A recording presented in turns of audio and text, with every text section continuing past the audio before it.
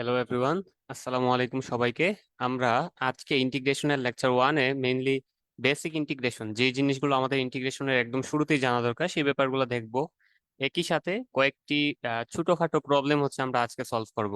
আস্তে আস্তে যত আমাদের লেকচার বাড়তে থাকবে ইন্টিগ্রেশনের, আমাদের কঠিন যে ম্যাথগুলো আছে সেগুলো সামনে আস্তে আস্তে বের হইতে থাকবে। ঠিক আছে, সো আজকের ক্লাসে আমরা একদম বেসিক যে ব্যাপারগুলো আছে, সহজ ব্যাপারগুলো, সেগুলো নিয়ে ডিসকাস করব।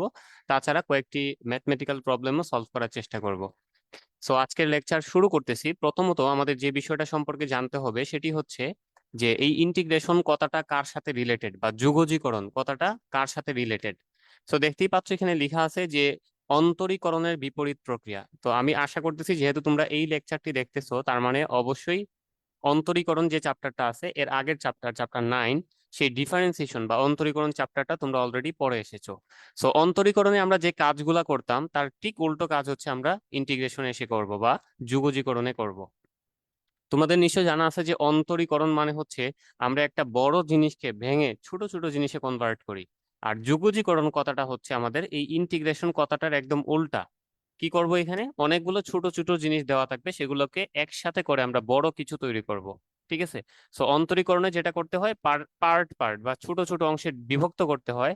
আর যুগজীকরণে যেটা করতে হয় যে ছোট ছোট অংশগুলোকে আমরা বড় একটা খণ্ডে বা বড় একটা অংশে তৈরি করবো আর কি। ছোট ছোট ছোট অনেকগুলো অংশ একসাথে যুক্ত করে বড় কিছু একটা আমরা তৈরি করব। ঠিক আছে, সো এই ব্যাপারটা বোঝার জন্য আমি একটা সহজ এক্সাম্পল এখানে দেখাই। তোমরা যেটা ডিফারেন্সিয়েশনে পড়ে এসেছো সেরকম একটা এক্সাম্পল এখানে দেখাই। ধরো তোমাকে একটা ফাংশন দেওয়া আছে, y ইজ ইকুয়ালস টু হচ্ছে x⁵ এরকম একটা ফাংশন দেওয়া আছে। তো এই যে ফাংশনটা আছে এটাকে যখন আমরা ডিফারেন্সিয়েশন করতাম তখন কি করতে হইতো খেয়াল করো। এরকম লেখা লাগতো যে ডি ডি এক্স। এটার মিনিং কি? এটার মিনিং হচ্ছে এই যে নিচের ডিএক্স দ্বারা বোঝাচ্ছে এক্স এর সাপেক্ষে, উপরে ডি দ্বারা বোঝাচ্ছে ডিফারেন্সিয়েশন করতে হবে। কাকে ডিফারেন্সিয়েশন করবো? আমরা ধরো ওয়াই কে ডিফারেন্সিয়েশন করতে চাই। তো D D x of Y, এই কথাটার মিনিং হচ্ছে আমাদের ওয়াই যে ফাংশনটা আছে সেই ফাংশনটাকে এক্স এর সাপেক্ষে ডিফারেন্সিয়েশন করতে হবে। তাহলে ব্যাপারটা এরকম দাঁড়াবে যে ডি, নিচে থাকবে ডিএক্স, এন্ড উপরে ওই ওয়াই এর জায়গায় আমরা বসাই দিতে পারি কি x⁵ এবং তোমরা অলরেডি এই ম্যাথটা বা এই এই যে ছোট্ট যে ম্যাথটা আছে এটা অলরেডি ডিফারেন্সিয়েশনে করে এসেছো। এটার রেজাল্ট এরকম আসে যে 5, আর তার সাথে যেটা হয় এই যে পাওয়ার সামনে চলে আসে, 5 সামনে চলে আসলো এবং এক্স এর পাওয়ার আগে থেকে 1 কমে যায় এবং সেটা হয়ে যাবে কত? x⁴। সো আমরা বলতে পারি যে x⁵ যেটা আছে সেটাকে ডিফারেন্সিয়েট করলে আমাদের যে রেজাল্টটা আসে সেটা হচ্ছে কত আসে? 5x⁴। সো আমি কি করলাম, একটা ফাংশনকে ডিফারেন্সিয়েট করলাম, করার পরে রেজাল্ট কি পাইলাম? 5x⁴। এবার যেটা করতে হয়, এই যে রেজাল্ট যেটা আছে তোমরা নিশ্চয়ই বুঝতে পারতেছো যেহেতু আমি বলে দিছি অলরেডি বিপরীত প্রক্রিয়া অন্তরীকরণের। সুতরাং 5x⁴ যে রেজাল্ট আমরা পেয়েছি এখানে, এটাকে যদি আবার আমরা ইন্টিগ্রেট করি বা যুগজীকরণ করি তাহলে কোনটা পাওয়ার কথা? ওই যে পেছনে যেটা রেখে আসছিলাম আমরা x⁵ পাওয়ার কথা। সো আমি ধরে নিলাম আমাদের এবারে ফাংশনটা দেওয়া আছে হচ্ছে এরকম, y ইজ ইকুয়ালস টু হচ্ছে 5x⁴। আমাকে যেটা করতে হবে, y যে ফাংশনটা আছে সেটাকে ইন্টিগ্রেশন করতে হবে। সো ইন্টিগ্রেশন করার জন্য আমরা এখানে একটা নতুন সিম্বল ব্যবহার করব, নতুন চিহ্ন ব্যবহার করব, যেটা অনেকটা এরকম। এটা মেইনলি এরকম এস ছিল, সো এসটাকে আমরা আরেকটু সোজা করে লিখবো এইরকম করে, যেটাকে আমরা বলি ইন্টিগ্রেশন সাইন। এই ইন্টিগ্রেশন করতে চাই আমরা কাকে ইন্টিগ্রেশন করতে চাই? ওয়াই কে ইন্টিগ্রেশন করতে চাই। আগে যেরকম ওয়াই কে ডিফারেন্সিয়েশন করেছিলাম কারো সাপেক্ষে, ইন্টিগ্রেশন করার সময় কারো সাপেক্ষে ইন্টিগ্রেশন করতে হয়। সো আমরা ওয়াই কে ইন্টিগ্রেশন করতে চাচ্ছি, কার সাপেক্ষে ইন্টিগ্রেশন করব? অবভিয়াসলি আমাদের এখানে ভেরিয়েবল হচ্ছে এক্স, তাহলে এক্স এর সাপেক্ষে ইন্টিগ্রেশন করব, এই জন্য এখানে ডিএক্স লিখলাম। সো কাকে ইন্টিগ্রেশন করতেছি? ওয়াই কে। কার সাপেক্ষে? ডিএক্স এর সাপেক্ষে। এবং সামনে যে ইন্টিগ্রেশন চিহ্ন আছে এটা দেখে বুঝতেছি যে এখানে ইন্টিগ্রেট করতে হবে। সো এইটার রেজাল্ট যদি আমি লিখতে চাই, ওয়াই এর জায়গায় ভ্যালু কত বসবে? এই যে 5x⁴ বসে যাবে। তাছাড়া এখানে কি আছে? ডিএক্স আছে। সো এইটাই হচ্ছে আমাদের ইন্টিগ্রেশন করা লাগবে এটাকে। আচ্ছা, এখন আমরা যখন ইন্টিগ্রেশন করতে যাব আমি তোমাদেরকে অবশ্যই ডিটেলসে সবকিছু বুঝিয়ে দিব। আপাতত জাস্ট এই ম্যাথটা সলভ করার জন্য কি কি জানতে হবে সেটা একটু বলে দিচ্ছি। এখানে 5 যেটা আছে সে হচ্ছে একটা কনস্ট্যান্ট বা ধ্রুবক। সো আমরা যেটা জানতাম ডিফারেন্সিয়েশন, এরকম কোনো কনস্ট্যান্ট যদি গুণ আকারে থাকতো তাহলে তাকে আমরা ডিফারেন্সিয়েট না করে বাইরে নিয়ে আসতাম, অর্থাৎ ডিফারেন্সিয়েশন যে সিম্বলটা ছিল dy/dx এটার বাইরে নিয়ে আসতাম বা ddx এর বাইরে নিয়ে আসতাম। এখানেও সেম কেস যে আমাদের 5 হচ্ছে একটা কনস্ট্যান্ট এবং সে এখানে গুণ আকারে আছে, তাহলে আমরা তাকে বাইরে নিয়ে আসবো। ঠিক আছে, তাহলে এখানে ইন্টিগ্রেশন চিহ্নের ভিতরে কে থাকতেছে? শুধু x⁴ dx এরকম থাকতেছে। সো আমরা এখন কাকে ইন্টিগ্রেট করতে চাই? আমরা হচ্ছে x⁴ কে ইন্টিগ্রেট করতে চাই। সো আগে আমরা যেরকম এখানে ফর্মুলা ইউজ করেছিলাম যে এক্স এর পাওয়ার হচ্ছে নিচে চলে আসে এবং পাওয়ার আগের থেকে এক কমে যায়, এটা ছিল আমাদের একটা ফর্মুলাটা তোমাদের সবার জানা আছে আশা করি, যেরকম ছিল D D x of x to the power N. এটার ফর্মুলা ছিল হচ্ছে N x to the power n minus one, অর্থাৎ পাওয়ার যেটা আছে সে সামনে চলে আসতো এবং এক্স এর পাওয়ার এক কমে যেত। এটা ছিল x to the power n এর ডিফারেন্সিয়েশনের ফর্মুলা। আমরা এখন জানতে চাচ্ছি x to the power n এর ইন্টিগ্রেশনের ফর্মুলাটা কি। সো আমি ফর্মুলাটা এখানে বলে দিচ্ছি, একটু পরে সেটার প্রতিপাদনটাও দেখিয়ে দিব। সো আমরা এখানে ইন্টিগ্রেট করতে চাই কাকে, x to the power n কে। কার সাপেক্ষে, এক্স এর সাপেক্ষে, সো ডিএক্স লিখলাম। এটার ফর্মুলাটা হচ্ছে এরকম যে একটা ফ্র্যাকশন বা ভগ্নাংশ এখানে চলে আসবে এবং ভগ্নাংশের উপরে আসবে হচ্ছে এক্স টু দি পাওয়ার, আগে ছিল এন, সেখান থেকে পাওয়ার এক বেড়ে হয়ে যাবে এন প্লাস ওয়ান। এন্ড ওই যে ভগ্নাংশটার নিচে যত থাকবে সেটা হচ্ছে এই যে এন প্লাস ওয়ান, এই পাওয়ারটা নিচে চলে আসবে। আবারও বলতেছি, খেয়াল করো, x to the power N এটাকে যখন আমরা ইন্টিগ্রেট করব তখন তার রেজাল্ট হবে এক্স এর উপরে পাওয়ার এক বেড়ে যাবে এবং নিচে ওই যে বাড়তি যে এক্স সহ যে পাওয়ারটা ছিল সেটা নিচে ভাগ আকারে থাকবে। সো এই দুইটা ফর্মুলা অবশ্যই জানা থাকতে হবে, একটা হচ্ছে আমাদের ডিফারেন্সিয়েশনের formula x to the power n এর, এবং আরেকটা হচ্ছে আমাদের ইন্টিগ্রেশনের ফর্মুলা, এবং সেটাও কার, x to the power n এর। আচ্ছা, আমরা এখন যদি এই ফর্মুলাটা এখানে ব্যবহার করি, ফাইভ অলরেডি আমাদের বাইরে চলে এসেছে, x to the power four কে যদি আমরা ইন্টিগ্রেট করি তাহলে তার পাওয়ার এক বেড়ে যাবে, চার এবং এক যোগ হয়ে কত হয়ে যাবে, পাঁচ। এবং ওই বাড়তি পাওয়ার যেটা আছে ওইটার দ্বারা নিচে কি করতে হবে, ভাগ করতে হবে। তাহলে দেখো এইরকম একটা রেজাল্ট চলে আসবে। দেন আমরা যেটা করতে পারি, এই ফাইভ এবং ফাইভ কাটাকাটি যাওয়াইতে পারি, আলটিমেটলি এখানে থাকতেছে কত, x to the power five. So খুব ইজিলি আশা করি এটা ধরে ফেলতে পারছো যে x to the power five K differentiation করে যে রেজাল্ট আমরা পেয়েছিলাম এখানে, সেই রেজাল্টটাকেই ইন্টিগ্রেট করার কারণে আমি আগের x to the power five ফেরত পাচ্ছি। সো এখান থেকে একটা ডিসিশন নেওয়া যায়, সেটা হচ্ছে যে ডিফারেন্সিয়েশনের একদম উল্টো হচ্ছে কে, ইন্টিগ্রেশন। অন্যভাবে বলা যায় ইন্টিগ্রেশনের একদম উল্টো হচ্ছে ডিফারেন্সিয়েশন, একটা আরেকটার উল্টো। একটাতে আমরা কি করি, বড় জিনিসকে ভেঙে ছোট ছোট জিনিসে কনভার্ট করি, আর আরেকটাতে ছোট ছোট জিনিসকে একসাথে করে বড় জিনিসে কনভার্ট করি। সো এই বেসিক ব্যাপারটা শুরুতেই মাথায় রাখতে হবে, ঠিক আছে। এবার আসো যুগজীকরণের প্রয়োগ, যদি আমরা ডিটেলস প্রয়োগ যেটা আছে এটা একদম চ্যাপ্টারের শেষের দিকে পাবো। তাছাড়া তোমাদেরকে সহজে বোঝানোর জন্য আমরা এখানে ডিফারেন্সিয়েশনের কিছু ইজি অ্যাপ্লিকেশন দেখতে পারি, যে কেন আমাদের, সরি, ইন্টিগ্রেশনের কিছু ইজি অ্যাপ্লিকেশন দেখতে পারি যে কেন আমাদের ইন্টিগ্রেশনটা দরকার। আমরা ইন্টিগ্রেশন ছাড়া অন্য উপায়ে কি কাজগুলো করতে পারি কিনা, না পারলে কেন আমাদের ইন্টিগ্রেশনটা দরকার সেটা এখান থেকে দেখবো। তো আমি তোমাদের সাথে কয়েকটা শেপ একটু পরিচয় করিয়ে দিচ্ছি। ধরো এইটা একটা শেপ, এটা হচ্ছে একটা স্কোয়ার ধরতে পারো, একটা বর্গ, এটা হচ্ছে একটা আয়ত। এরকম করে আমি চাইলে এখানে ত্রিভুজ ড্র করতে পারি, ট্রায়াঙ্গেল ড্র করতে পারি। সো ধরো এটা একটা ত্রিভুজ। সো এখানে বিভিন্ন শেপ আমি এঁকেছি। এর মধ্যে দেখো বর্গ যেটা আছে তার ক্ষেত্রফল যদি আমরা বের করতে চাই, বর্গের ক্ষেত্রফল মানে এই যে তার ভিতরে যে অংশটা আছে এরিয়া, এটার এরিয়াটা বের করতে চাই, তো আমরা তো জানি তার এরিয়া বের করা খুবই সিম্পল। আমরা জানি যে এই বর্গের প্রত্যেকটা বাহু হচ্ছে সেম, তাহলে এটার দৈর্ঘ্য যদি এ ধরি, এটাও এ, এটাও এ, এটাও এ, সবগুলা এ। তাহলে এই বর্গের ক্ষেত্রফলটা কত হবে, এই বর্গের ক্ষেত্রফল হয়ে যাবে কত, এ স্কোয়ার। এবার আসো এই যে আয়তক্ষেত্র যেটা আছে এটার ক্ষেত্রফল যদি আমরা বের করতে চাই, ধরে নিলাম এটার দৈর্ঘ্য হচ্ছে এ আর প্রস্থ হচ্ছে বি। সো আয়তক্ষেত্রের দৈর্ঘ্য আর প্রস্থ দেওয়া থাকলে আমরা ক্ষেত্রফল বের করতে পারি খুব ইজিলি, সেটা কত, এ বি। তাছাড়া এখানে ধরো এটা একটা ত্রিভুজ, এটা একটা সমকোণী ত্রিভুজ দেওয়া আছে, সো এই ত্রিভুজের আমি হচ্ছে ক্ষেত্রফল বের করতে চাই। সো ধরে নিলাম তার যে উচ্চতা সেটা হচ্ছে এ এবং তার যে ভূমি যেটা আছে সেটা হচ্ছে বি। তাহলে এই ত্রিভুজের ক্ষেত্রফল কত হবে, তোমরা অলরেডি জানো যে হাফ ইন্টু ভূমি ইন্টু উচ্চতা, মানে এরকম হয়ে যাবে হাফ এ বি। সো দেখা যাচ্ছে আমি এখানে তিনটা শেপ ড্র করেছিলাম, একটা হচ্ছে বর্গ, আরেকটা হচ্ছে আয়ত, আর একটা হচ্ছে ত্রিভুজ। সো তিনটারই ক্ষেত্রফল বের করার জন্য আমার কাছে নির্দিষ্ট কিছু ফর্মুলা বা নির্দিষ্ট কিছু সূত্র আছে।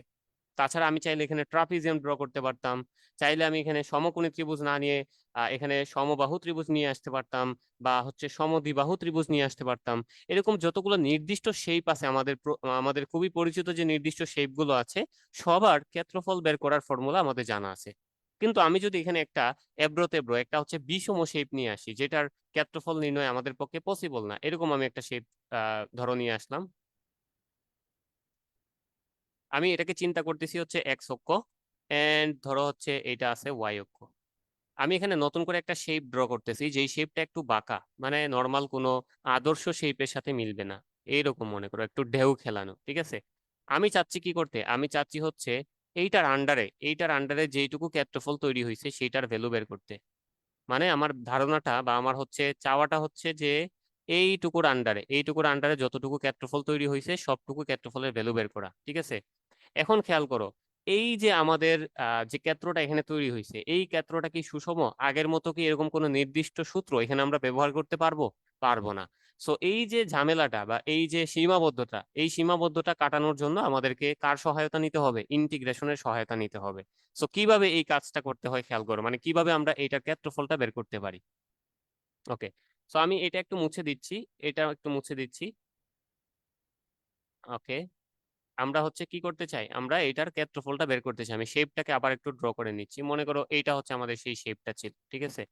সো আমরা যেটা করব, এই টোটাল যে এরিয়াটা আছে এটাকে অনেকগুলো ছোট ছোট অংশে বিভক্ত করব, অনেকগুলো ছোট ছোট অংশে কি করব, বিভক্ত করব। সো আমি ছোট অংশ বোঝানোর জন্য এখানে এই যে হোয়াইট কালার যে দাগগুলা দিচ্ছি একটু ভালো করে খেয়াল করো।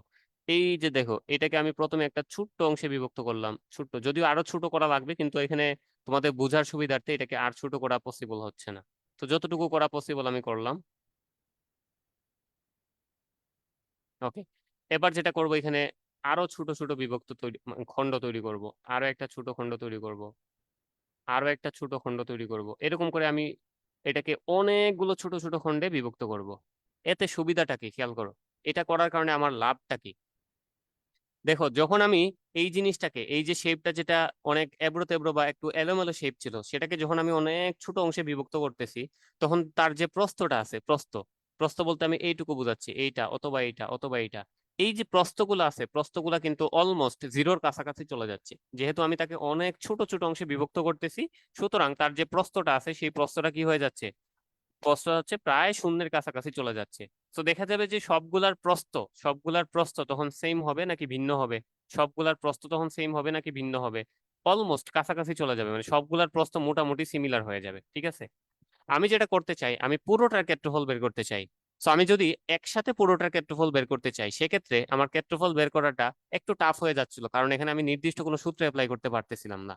কিন্তু যখন আমি তাকে অনেক ছোট অংশে বিভক্ত করলাম, তখন দেখা গেল যে তার প্রস্থ যেটা আছে এটাকে আর আমরা বাঁকা চিন্তা করতে পারতেছি না, বা এটা হয়ে যাচ্ছে এরকম যে নির্দিষ্ট একটা শেপ পাচ্ছি, আগে ছিল এরকম এলোমেলো, এখন একটা সরল রেখার মতো হয়ে যাচ্ছে। তুমি যখন এটাকে অনেক ছোট অংশে বিভক্ত করবা, তখন এটা বক্র রেখা থাকবে না, এটা কি হয়ে যাবে, একটা সরল রেখা হয়ে যাবে। আর যদি সরল রেখা হয়ে যায়, তাহলে কি আমরা তার জন্য কি নির্দিষ্ট কোনো শেপ তৈরি করতে পারবো কিনা, দেখো তো। এটা যখনই একটা নির্দিষ্ট সরল রেখা হয়ে যাবে, তখন তার আন্ডারে যে ক্ষেত্রফলটা থাকবে, এটা কি আর কোনো বিষম ক্ষেত্র থাকতেছে নাকি একটা সুষম ক্ষেত্র হয়ে যাচ্ছে? অবভিয়াসলি এটা একটা সুষম ক্ষেত্র হয়ে যাচ্ছে। সো এই যে সুষম ক্ষেত্রে কনভার্ট করে ফেলতে পারতেছি আমরা, এই জিনিসটাই আমাদেরকে ক্ষেত্রফল নির্ণয়ে সবচেয়ে বেশি হেল্প করবে। তো আমি তোমাদের বোঝার সুবিধার্থে যেটা করতেছি, এটাকে একটু নাম্বারিং করে দিই যে আমরা কোনটাকে কি ধরতেছি। ধরো এই যে প্রথম যে শেপটা বা প্রথম যে ক্ষেত্রটা আমরা এখানে তৈরি করছি, প্রথম ক্ষেত্রটা, এটাকে উপরের দিকে দাগ দিয়ে দেখাই, প্রথম ক্ষেত্র যেটা আছে, এইটার যে এইটার যে হচ্ছে প্রস্থ যেটা আছে, এটার যে প্রস্থ যেটা আছে, সেটাকে আমি ধরে নিলাম যে ডেল এক্স, মানে আমরা এটাকে এক্স অক্ষ চিন্তা করতেছি, এটা হচ্ছে আমাদের এক্স অক্ষ আর এটা হচ্ছে ওয়াই অক্ষ। তো তার প্রস্থ যেটা আছে সেটাকে আমরা ডেল এক্স চিন্তা করতেছি কেন, তার কারণটা হচ্ছে আমরা এক্সটাকে অনেকগুলো ক্ষুদ্র ক্ষুদ্র অংশে বিভক্ত করে ফেলছি। সেজন্যই তো আমরা অনেকগুলো এরকম দাগ পাবো, সামনে গেলে আরো দাগ পাবো। তো দেখা যাবে যে এক্স এর যে ভ্যালুটা, সেটা আর এক্স থাকতেছে না, এটা অনেকগুলো ছোট ছোট অংশে বিভক্ত হয়ে গেছে। এই জন্য প্রত্যেকটা প্রস্থ যেটা আছে সেটাকে আমরা কি নাম দিতে পারি, ডেল এক্স নাম দিতে পারি। আর যেটা হবে, প্রত্যেকটা দৈর্ঘ্য কি এখানে সিমিলার, দেখো তো এখানকার প্রত্যেকটা দৈর্ঘ্য কি সিমিলার না, এই দৈর্ঘ্যটা একটু ছোট, এই দৈর্ঘ্যটা কি আবার একটু বড়, তাহলে দেখা যাচ্ছে যে প্রত্যেকটা দৈর্ঘ্য আলাদা আলাদা। তো আমি যেটা করতে পারি, প্রথমটার দৈর্ঘ্যকে আমরা নাম দিতে পারি হচ্ছে ওয়াই 1, প্রথমটার দৈর্ঘ্যকে নাম দিতে পারি ওয়াই 1, দ্বিতীয় যেটা আছে এটা দৈর্ঘ্যকে নাম দিতে পারি ওয়াই, তৃতীয় যেটা আছে এটা দৈর্ঘ্যকে নাম দিতে পারি ওয়াই 3, এরকম আমি অনেকগুলো ছোট ছোট অংশে এটাকে বিভক্ত করতে পারি। চতুর্থ যেটা আছে এটাকে নাম দিতে পারি আমরা ওয়াই 4। তাহলে দেখা যাচ্ছে যে প্রথম ক্ষেত্রটার প্রস্থ হচ্ছে ডেল এক্স, দ্বিতীয়টারও প্রস্থ ডেল এক্স, কিন্তু প্রত্যেকটা ক্ষেত্রের দৈর্ঘ্য আলাদা আলাদা। প্রথমটার দৈর্ঘ্য হচ্ছে ওয়াই 1, দ্বিতীয়টার দৈর্ঘ্য হচ্ছে ওয়াই 2, তৃতীয়টার দৈর্ঘ্য হচ্ছে ওয়াই 3, এরকম করে বাড়তেই আছে, ঠিক আছে। তাহলে আমি যদি এই পুরো অংশটা আমি যদি এরকম করে অনেকগুলো ছোট ছোট অংশে বিভক্ত করতাম, তাহলে ওয়াই এর ভ্যালু কি একটা থাকতো নাকি অনেকগুলো হয়ে যেত? এই যে অনেকগুলো হয়ে যেত, আমরা তো সংখ্যা জানি না যে কতগুলো হইতো। সো আমরা ধরে নিব যে এখানে এন সংখ্যক ওয়াই তৈরি হইতো। কতটা ওয়াই তৈরি হইতো? এন সংখ্যক ওয়াই, ঠিক আছে। এই জন্য আমি যেটা করতে পারি যে তাদের যে টোটাল এরিয়া যেটা আছে বা টোটাল ক্ষেত্রফল যেটা আছে, এটাকে আমি ধরে নিতে পারি যে এ, টোটাল ক্ষেত্রফলটা হচ্ছে এ। টোটাল ক্ষেত্রফল বের করার জন্য আমাদেরকে কি করতে হবে, এখানে যতগুলো ছোট ছোট ক্ষেত্র তৈরি হয়েছে, সবগুলো ছোট ছোট অংশের ক্ষেত্রফল কি করতে হবে, সাম করে ফেলতে হবে, একসাথে যোগ করে ফেলতে হবে। তাহলে প্রথম ক্ষেত্র যেটা আছে, এটার প্রস্থ হচ্ছে ওয়াই 1 আর দৈর্ঘ্য হচ্ছে ডেল এক্স। তাহলে আমি ডেল এক্স দ্বারা যদি y1 কে গুণ দেই তাহলে আমি প্রথম অংশের ক্ষেত্রফলটা পেয়ে যাব। সিমিলারলি আমি যদি ডেল এক্স দ্বারা y2 কে গুণ দেই তাহলে দ্বিতীয় অংশের ক্ষেত্রফল পেয়ে যাব। একইভাবে ডেল এক্স দ্বারা y3 কে যদি গুণ দেই তাহলে তৃতীয় অংশের ক্ষেত্রফল পেয়ে যাব। এরকম করে কতটা অংশ আছে আমি জানি না, তাহলে এটা চলতেই থাকবে। এন্ড ফাইনালি আমি লাস্ট যেটা পাবো সেটা হচ্ছে গিয়ে আমি ফাইনালি যেটা পাবো যে এখানে n সংখ্যক পাবো।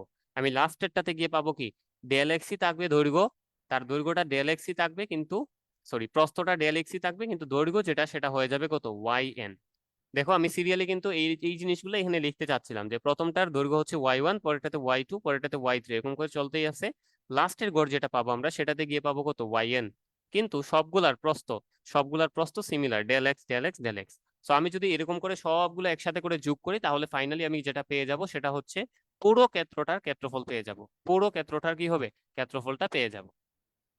তো এই যে আমি যদি এরকম করে ক্ষেত্রফল বের করতে চাই তাহলে এটা কিন্তু আমার জন্য অনেক বেশি সময় সাপেক্ষ। তাছাড়া আমার কাছে কোনো নির্দিষ্ট সংখ্যাও নাই যে আমি এটাকে কয় ভাগে বিভক্ত করব। কেউ একজন চাইলে এই পুরো অংশটাকে 50 ভাগে ভাগ করতে পারে, কেউ চাইলে 100 ভাগে ভাগ করতে পারে। সো এটা আসলে কোনো নির্দিষ্ট সংখ্যা দ্বারা ডিফাইন করা যাচ্ছে না যে এটাকে কয়টা ভাগে ভাগ করতে হবে। এই ঝামেলাটা এড়ানোর জন্য বা এতগুলা ক্ষেত্রফল নির্ণয় না করে সহজে কিভাবে আমরা পুরো ক্ষেত্রফলটা নির্ণয় করতে পারি, এই ঝামেলাটা এড়ানোর জন্য আমরা যেটা করতে পারি সেটা হচ্ছে এখানে এটাকে ইন্টিগ্রেট করে ফেলতে পারি। সো ইন্টিগ্রেশনের ধারণাটা কিভাবে আসছে এখানে আমি একটু বলে দিই। ইন্টিগ্রেশনের ধারণাটা কিভাবে আসছে, আমি এখানে ক্ষেত্রফল নির্ণয় করতে চাচ্ছি, এ নির্ণয় করতে চাচ্ছি, ঠিক আছে। আচ্ছা, আমার জন্য যেটা ইজি হয় সেটা হচ্ছে এখানে আরো একটা ক্ষেত্রফল ধরে নেওয়া, তাহলে তোমরা আরো সহজে বুঝে যাবা। এখানে আরো একটা ক্ষেত্রফল আমি ধরে নিচ্ছি, আরো একটা অংশ ধরে নিচ্ছি বা আরো একটা ছোট্ট শেপ ধরে নিচ্ছি প্রথম দিকে। সেটা হচ্ছে y0। আমি y0 থেকে যদি কাজ শুরু করি তাহলে আমার জন্য ইন্টিগ্রেট করা বা হিসাব করাটা একটু সুবিধাজনক হয়। ধরো হচ্ছে এইটা আমাদের শেপ, ঠিক আছে। তাহলে প্রথম যে ঘরটা আছে সেখানে আমাদের কি থাকবে, y0, তারপর একটা y1, তারপর একটা y2, তারপর একটা y3, এরকম করে চলতেই থাকবে। তো আমি এখানে জাস্ট একটা ভ্যালু অ্যাড করে দিচ্ছি, সেটা হচ্ছে একটা ভ্যালু জাস্ট এখানে অ্যাড করে দিচ্ছি, সেটা হচ্ছে যে ডেল এক্সই থাকবে তার সাথে y0 থাকবে, তারপরে ডেল এক্সই থাকবে তার সাথে কি থাকবে, y1, ডেল এক্স এর সাথে y2, এরকম করে চলতে থাকবে, ঠিক আছে। এরকম করে চলতে থাকবে। এবং কতগুলো পাইছিলাম আমরা, n সংখ্যক পাইছিলাম, ঠিক আছে। এখানে কতগুলো পাইছিলাম, n সংখ্যক পাইছিলাম।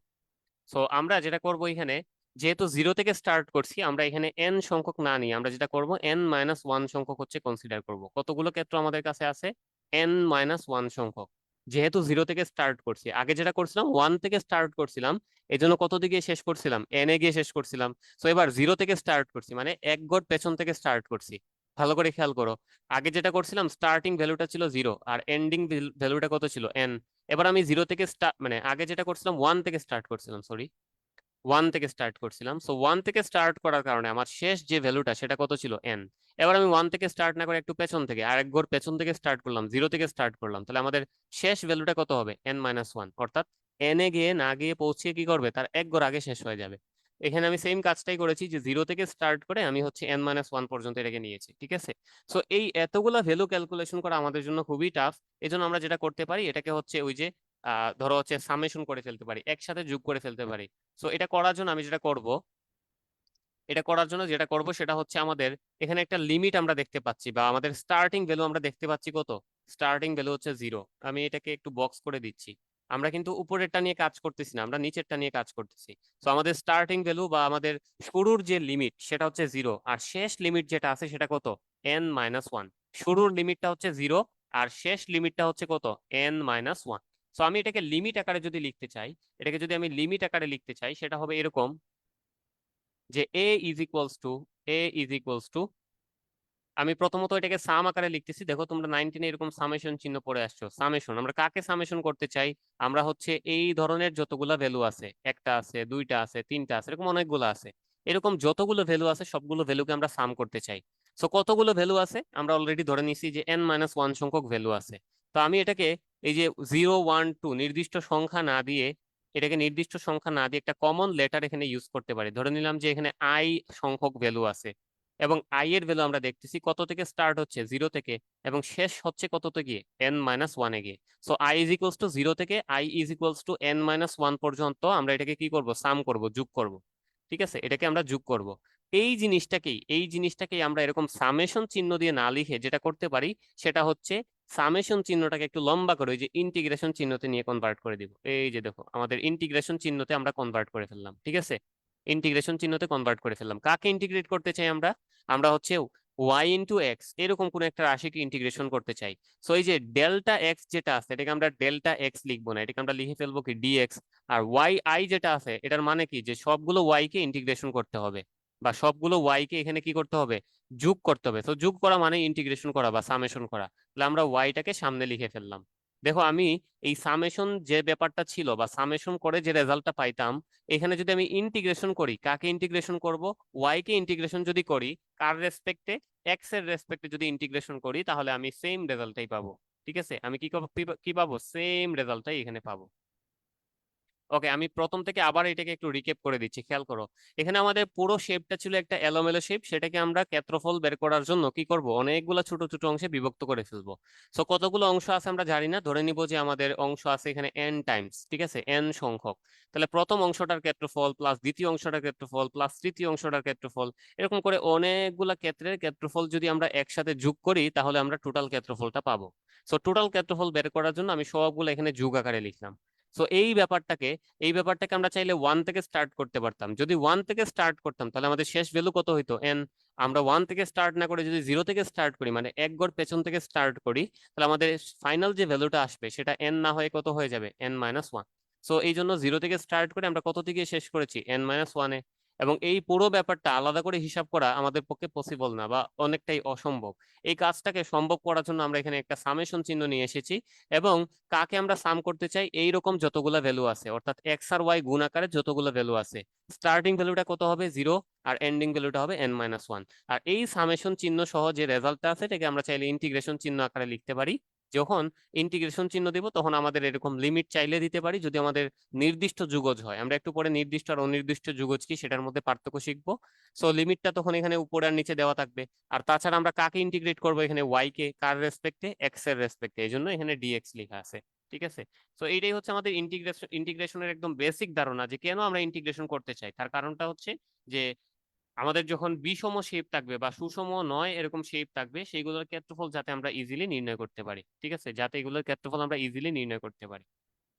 ওকে, সো এখান থেকে আমি তোমাদেরকে জাস্ট এখানে একটু ফর্মুলা লিখে দিচ্ছি, যে এই পুরো অংশের ক্ষেত্রফল যদি আমরা বের করি তাহলে আমাদের ফর্মুলাটা কি দাঁড়াবে, এইটার পুরোটার ক্ষেত্রফল যদি আমরা বের করি তাহলে এখানকার ক্ষেত্রফল ক্ষেত্রফল যেটা সেটাকে আমরা এ নাম দিতে পারি। এ হয়ে যাবে, কাকে আমরা ইন্টিগ্রেট করতে চাই, ওয়াই কে ইন্টিগ্রেট করে ফেলবো। ওয়াই কে ইন্টিগ্রেট করে ফেলবো কার রেসপেক্টে করব, ডিএক্স এর রেসপেক্টে বা এক্স এর রেসপেক্টে। ঠিক আছে, এক্স এর রেসপেক্টে ওয়াই কে ইন্টিগ্রেট করব। তাছাড়া আমরা যেটা জানি ওয়াই মানেই হচ্ছে এফ অফ এক্স, মানে একটা ফাংশন হচ্ছে ওয়াই। তাহলে আমরা ওয়াই এর পরিবর্তে কি লিখতে পারি, এফ অফ এক্স লিখতে পারি। তাছাড়া তার সাথে কি থাকবে, ডিএক্স, মানে এক্স এর সাপেক্ষে জিনিসটাকে ইন্টিগ্রেট করতে হবে। ঠিক আছে, তাহলে এটাই হচ্ছে মেইন ফর্মুলা, যে একটা ফাংশনকে ইন্টিগ্রেশন করতে হইলে সেই ফাংশনটার নাম আমরা শুরুতে লিখবো। ঠিক আছে, সেই ফাংশনটার নাম শুরুতে লিখবো, আর কার সাপেক্ষে ইন্টিগ্রেশন করতেছি তাকে শেষে লিখবো। আর এটাই হচ্ছে আমাদের ইন্টিগ্রেশনের একদম বেসিক ফর্মুলা। তো আশা করি বোঝা গেল। আমরা এখন যেটা করব সেটা হচ্ছে একটু আগে যে ফর্মুলাটা ব্যবহার করেছিলাম, এই যে integration of x to the power N dx সমান হচ্ছে x to the power N plus one divided by N plus, এটা কিভাবে আসছে সেই ব্যাপারটা এখান থেকে দেখবো। এটাকে আমরা নাম দিতে পারি প্রতি অন্তরক হিসেবে যুগজ। এটার মিনিংটা কি সেটা একটু খেয়াল করো। প্রতি অন্তরক, প্রতি মানে কি, ওই যে বিপরীত। বাংলায় লেখা আছে এখানে প্রতি, যদিও ইংলিশে যেটাকে বলা হয় অ্যান্টি ডেরিভেটিভ। ডেরিভেটিভ মানে হচ্ছে যে যেটাকে আমরা ডিফারেন্সিয়েশন করতেছি বা করার পরে যে রেজাল্টটা আসছে সেটা হচ্ছে আমাদের ডেরিভেটিভ। ডেরিভেটিভের বিপরীত যেটা সেটাকে আমরা বলতেছি অ্যান্টি ডেরিভেটিভ। অর্থাৎ একটু আগে যেটা দেখলাম আমরা, যে একটা রাশিকে ডিফারেন্সিয়েশন করার পরে যে রেজাল্ট আসে, ওই রেজাল্টটাকে যদি আমরা ইন্টিগ্রেট করি তাহলে কি পাওয়া যায়, আগের রাশিটাই ফেরত পাওয়া যায়। আমরা এখানে সেম কাজটা করে দেখব, যে এই রাশিটাকে শুরুতে হচ্ছে কি করব, ডিফারেন্সিয়েশন করব, করার পরে ওইটাকে ইন্টিগ্রেট করে দেখব যে সেম রেজাল্ট আসে কিনা। এন্ড এখান থেকে আমরা একটা ফর্মুলা ডেরিভ করতে পারবো। ঠিক আছে, সো একটু ভালো করে খেয়াল করো যে এখানে কিভাবে কাজটা করতে হয়। শুরুতে আমি যেটা করব, এই যে লিখলাম ওয়াই সমান সমান হচ্ছে x to the power N, এটার দুই পাশে হচ্ছে আমি ডিফারেন্সিয়েশন করলাম। দুই পাশে ডিফারেন্সিয়েশন করলাম, তাহলে d d x of y, d d x of y, এটার রেজাল্ট কি আসবে, ডিডি এক্স অফ ওয়াই এর রেজাল্ট আসবে এই যে x to the power n কে ডিফারেন্সিয়েশন করলে কি হয়, n x to the power n minus one. এটার ফর্মুলা আমরা অলরেডি জানি, ডিফারেন্সিয়েশন আমরা দেখে আসছি, n x to the power n minus one. এবার খেয়াল করো, এবার যেটা করতে পারি, ডিএক্স এখানে ভাগ আকারে আছে, আমরা ওই পাশে চাইলে তাকে গুণ আকারে পাঠাই দিতে পারি। তাহলে এখানে থাকবে কি ডিওয়াই, এখানে থাকবে ডিওয়াই, ওই পাশে চলে গেলে এন তো আছেই, আর তার সাথে যেটা হবে এন তো আছেই অলরেডি, তার সাথে যেটা হবে x to the power n minus তো আছেই, তার সাথে ডিএক্স এখানে ছিল ভাগ, ওই পাশে গেলে কি হয়ে যাবে গুণ। ঠিক আছে, ওই পাশে গেলে কি হয়ে যাবে গুণ। এবার খেয়াল করো, আমরা যেটা করতে পারি দুই পাশে ইন্টিগ্রেশন চিহ্ন নিয়ে আসতে পারি। আমরা কিন্তু ডিফারেন্সিয়েশন করে ফেলছি, এবার কি করতে চাই, ওইটাকে ইন্টিগ্রেশন করে আমরা আগেরটাতে ফেরত যাইতে চাই। তাহলে এবার যেটা করব, দুই পাশে ইন্টিগ্রেশন চিহ্ন নিয়ে আসবো। তাহলে ইন্টিগ্রেশন অফ ডিওয়াই সমান সমান হবে integration of n x to the power n minus one d x. So যেহেতু আমাদের এখানে আছে ইন্টিগ্রেশন চিহ্ন, আর এই ডি দ্বারা বোঝাচ্ছে ডিফারেন্সিয়েশন, অর্থাৎ আমি ওয়াই কে ইন্টিগ্রেশন করতে চাই, করে ডিফারেন্সিয়েশন করতে চাই, বা অন্যভাবে বলতে গেলে ওয়াই কে ডিফারেন্সিয়েশন করার পরে কি করতে হবে, ইন্টিগ্রেশন করতে হবে। আমরা অলরেডি জানি যে একটা রাশিকে ডিফারেন্সিয়েশন করে যে রেজাল্ট পাওয়া যায় ওইটাকে ইন্টিগ্রেশন করলে আগের রেজাল্টই পাওয়া যায়। একদম সহজ কথায় বলতে গেলে ডিফারেন্সিয়েশন আর ইন্টিগ্রেশন একটা আরেকটার উল্টা। তো উল্টা যদি হয়, তুমি দেখো দুইটা কাজ একসাথে করতে চাচ্ছ, ডিফারেন্সিয়েশনও করতে চাচ্ছ, ইন্টিগ্রেশনও করতে চাচ্ছ, আবার একটা আরেকটার উল্টা, তাহলে দেখা যাবে যে ফাইনালি এখানে কোনো পরিবর্তনই হবে না, ওয়াই যেরকম আছে ওরকম থেকে যাবে। আবার বলি, খেয়াল করো, ওয়াই এর পাশে ডি লেখা মানে এটাকে ডিফারেন্সিয়েট করতে হবে, আবার তার পাশে ইন্টিগ্রেশন চিহ্ন আছে মানে তাকে ইন্টিগ্রেট করতে হবে। সো একই সাথে দুইটা কাজ করতেছো, এমন দুইটা কাজ করতেছো যেই দুইটা কাজ একটা আরেকটার অপোজিট, তাহলে দেখা যাবে যে কাজ আসলে কিছুই হবে না, একটা আরেকটাকে নিউট্রাল করে ফেলবে, আমাদের ওয়াই এর মধ্যে কোনো পরিবর্তন আসবে না, তাহলে দেখা যাবে ফাইনালি এখানে ওয়াই থেকে যাবে। ঠিক আছে, তাহলে ইন্টিগ্রেশন আর ডিফারেন্সিয়েশন দুটা মিলে আসলে কিছুই হবে না, যেটা হবে যে ওয়াই ওয়াই এর মতো থেকে যাবে। আর ওই পাশে যেটা হবে, খেয়াল করো, এই যে এন যেটা আছে এটা একটা কনস্ট্যান্ট ভ্যালু, একটা নির্দিষ্ট সংখ্যা। তো সংখ্যার ডিফারেন্সিয়েশন আমরা করতে পারি না বা ইন্টিগ্রেশন করতে পারি না। কেন পারি না? কারণ এটা একটা কনস্ট্যান্ট, এখানে কোনো চলক নাই, তো এটাকে কি করতে হয়, বাইরে নিয়ে আসতে হয়, যেটা আমরা ডিফারেন্সিয়েশনে দেখে এসেছি। তাহলে এন বাইরে চলে আসলো, আর তারপরে যেটা থাকবে সেটা হবে এরকম যে x to the power n minus one, আর তার সাথে থাকবে কে, ডিএক্স। ঠিক আছে, x to the power n minus one আর তার সাথে থাকবে ডিএক্স। এবার খেয়াল করো, ওয়াই যেটা আছে ওই পাশে ভাগ আকারে, এটাকে যদি আমরা এই পাশে আনি, সরি এই পাশে গুণ আকারে ছিল, বাম পাশে আনলে কি হয়ে যাবে, সেটা ভাগ হয়ে যাবে, বাম পাশে আনলে সেটা ভাগ হয়ে যাবে। আর যেটা হবে যে এখানে থাকবে x to the power n minus one, তার সাথে থাকবে কি, ডিএক্স। তো এইটুকু পর্যন্ত মনে রাখো যে ওয়াই বাই এন সমান আমরা এটা পাইলাম। এবার খেয়াল করো কি করা যায়। এবার খেয়াল করো, আমরা যেটা পাইছি সেটা হচ্ছে ওয়াই বাই এন সমান সমান integration of x to the power n minus one d x. আমি শুধুমাত্র সাইড চেঞ্জ করতেছি আর কিছু না, একটাকে আরেকটা সাইডে নিয়ে যাব। X to the power n minus one d x সমান সমান লিখা যায় কি, ওয়াই বাই এন। এটা আমরা লিখতেই পারি, জাস্ট একটাকে আরেকটার জায়গায় নিয়েছি, এক সাইডকে আরেক সাইডে পরিবর্তন করছি। এবার খেয়াল করো, এখানে যেটা আছে এন মাইনাস ওয়ান আছে, পাওয়ার আকারে কত আছে, এন মাইনাস ওয়ান আছে।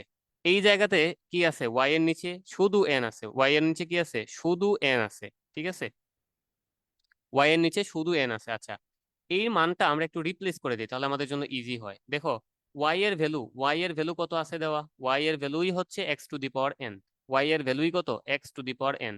তাহলে আমরা এটা সমান সমান ওয়াই বাই এন লিখার কথা ছিল, ওয়াই বাই এন না লিখে কি লিখতে পারবো, আমরা x to the power N লিখতে পারবো, আর নিচে তো অলরেডি একটা এন আছেই।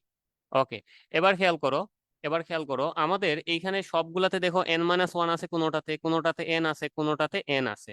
ঠিক আছে, আমরা যেটা করব, এই মানগুলাকে একটু রিপ্লেস করে ফেলবো, কিভাবে রিপ্লেস করতে পারি দেখো, এন মাইনাস ওয়ান আছে, আমি এখানে আরো একটা পাওয়ার যোগ করে দিলাম, মানে এন এর সাথে আমরা যেটা করতেছি একটা করে এক যোগ করতেছি। তাহলে একটা করে যদি এক যোগ করি, এটা ছিল x to the power n minus one, তার সাথে এক যোগ করলে কত হয়ে যাবে, শুধু x to the power N. কারণ ওই যে মাইনাস ওয়ান আর এক্সট্রা যোগ করা যে প্লাস ওয়ান আছে, সেই দুটো কাটাকাটি চলে যাবে। আর তার সাথে থাকবে এখানে ডিএক্স।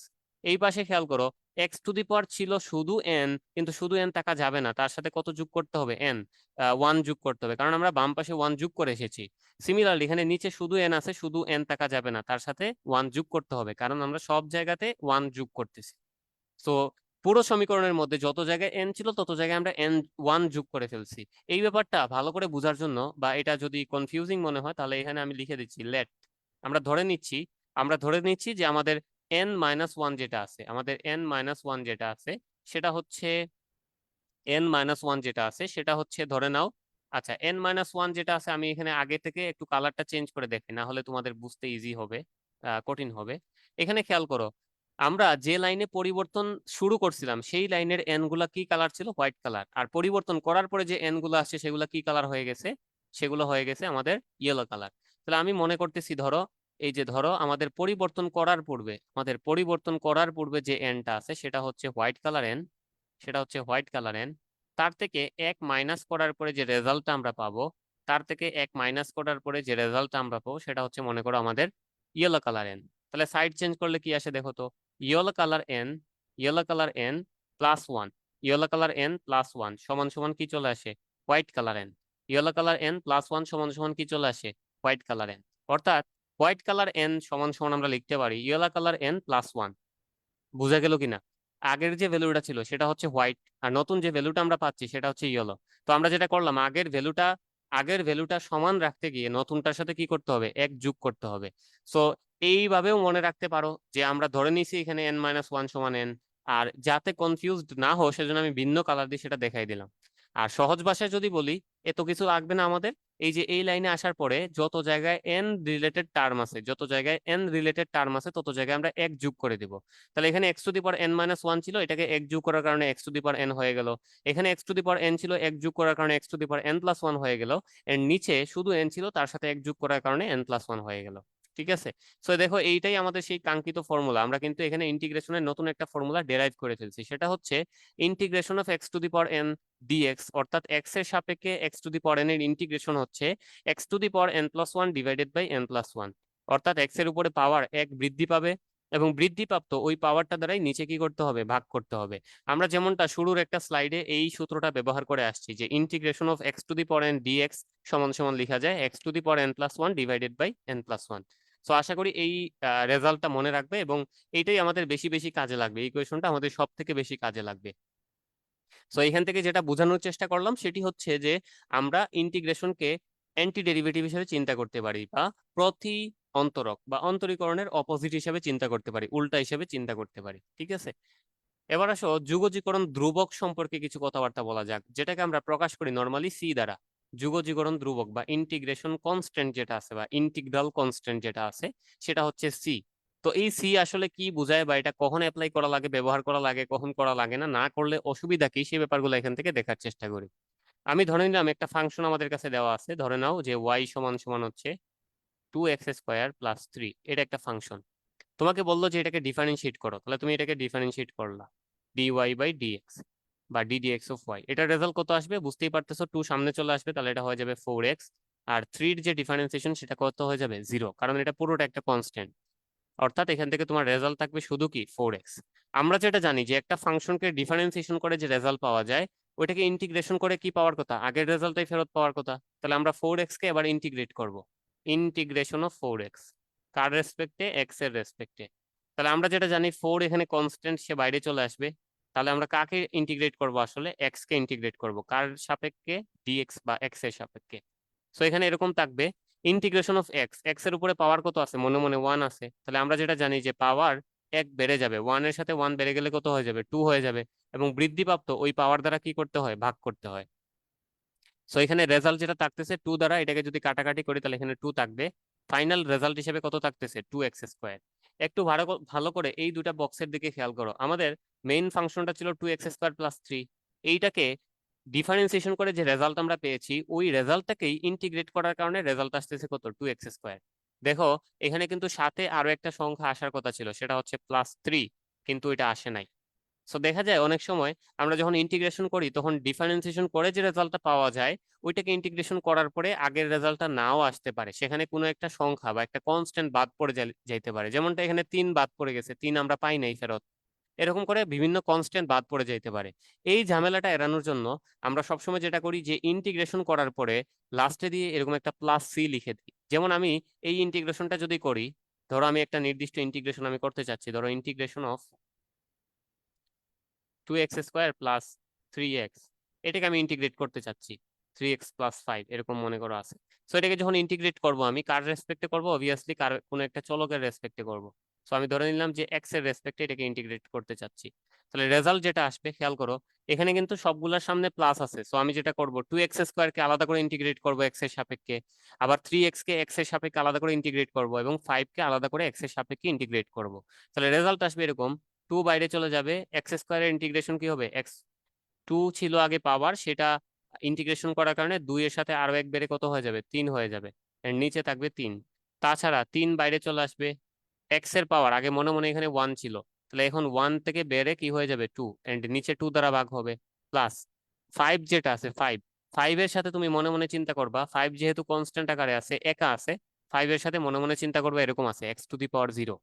তাহলে x⁻0 যেটা আছে, 5 মনে করো বাইরে চলে আসলো, x⁻0 যেটা আছে তার পাওয়ার 0 ছিল, এখন বেড়ে কত হয়ে যাবে, 1 হয়ে যাবে, এর নিচে ওই 1 দ্বারা কি হবে, ভাগ হবে। এই পুরো কাজটা করার পরে আমি কিছু জানি বা না জানি, লাস্টে গিয়ে কি দিয়ে দিতে হবে, একটা প্লাস সি। তার কারণটা হচ্ছে এখানে কোনো একটা কনস্ট্যান্ট এমনও থাকতে পারে যেটা আমাদের ইন্টিগ্রেশন করার সাথে সাথে আসে নাই, বাদ পড়ে যাইতে পারে।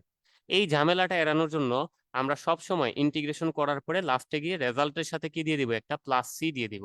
সো আমাদের এইখানকার যে রেজাল্টটা আসবে, ধরে নাও এটা এরকম আসতেছে যে 2/3 x³ plus 3/2 x² plus 5x plus c, এটাই আমাদের আনসার হবে। এবং এই যে দেখো আনসারের সাথে একটা প্লাস সি দেওয়া আছে। সো এই প্লাস সি দেওয়ার মেইন রিজনটা হচ্ছে যে আমরা যখন ইন্টিগ্রেশন করি তখন আমাদের কোনো একটা কনস্ট্যান্ট বাদ চলে যেতে পারে, সেই কনস্ট্যান্টটাকে যাতে ধরে রাখা যায়, এই জন্য আমরা সবগুলো ইন্টিগ্রেশনের শেষে আমরা কি দিয়ে দিব, একটা প্লাস সি দিয়ে দিব। এবং এটা শুধুমাত্র অনির্দিষ্ট যুগজের ক্ষেত্রে অ্যাপ্লিকেবল, নির্দিষ্ট যুগজের ক্ষেত্রে এটা দেওয়া লাগে না। নাম দেখে মোটামুটি গ্যাস করা যায়, অনির্দিষ্ট মানে আমরা সেখানে খুব একটা আইডিয়া করতে পারতেছি না যে সংখ্যাটা বাদ পড়ছে কি পড়ে নাই। কিন্তু নির্দিষ্ট যুগত যেটা আছে সেখানকার রেজাল্ট একদম পিওর, বা এখানে আসলে কোনো সংখ্যা যে বাদ পড়ে নাই সেটা নাম থেকে অনেকটাই বোঝা যায়। আমরা এই ব্যাপারটা আরো ডিটেলসে সামনে জানবো, তবে তোমরা যেটা মনে রাখবে সেটি হচ্ছে অনির্দিষ্ট সবগুলো যুগজের রেজাল্ট বের করার পরে লাস্টে গিয়ে লিখে দিতে হবে প্লাস সি, অর্থাৎ সেখানে একটা কনস্ট্যান্ট থাকবে সবসময়, যেটাকে আমরা নাম দিব ইন্টিগ্রাল কনস্ট্যান্ট বা যুগজীকরণ ধ্রুবক। ওকে, এই যে আমরা ক্লাসিফাই করে ফেলবো এবার ইন্টিগ্রেশনকে দুটা ভাগে, একটা হচ্ছে নির্দিষ্ট এবং আরেকটা হচ্ছে অনির্দিষ্ট যুগজ। একটা হচ্ছে নির্দিষ্ট যুগজ এবং আরেকটা হচ্ছে কি, অনির্দিষ্ট যুগজ। সো নির্দিষ্ট যুগজে যেটা হয়, আমাদের লিমিট দেওয়া থাকে বা সীমা দেওয়া থাকে কতটুকুর মধ্যে আমরা কাজ করতে চাই। আর অনির্দিষ্ট যুগজ যেটা আছে সেটার মধ্যে সীমা দেওয়া থাকে না বা লিমিট দেওয়া থাকে না, আমরা ইচ্ছাকৃতভাবে যে কোনো ভ্যালু নিয়ে আমরা কাজ করতে পারি, ঠিক আছে। সো নির্দিষ্ট, আমি এখানে জাস্ট পার্থক্যটা যদি বলে দিই, নির্দিষ্ট যুগজের মধ্যে লিমিট দেওয়া থাকবে, নির্দিষ্ট যুগজের মধ্যে লিমিট দেওয়া থাকবে।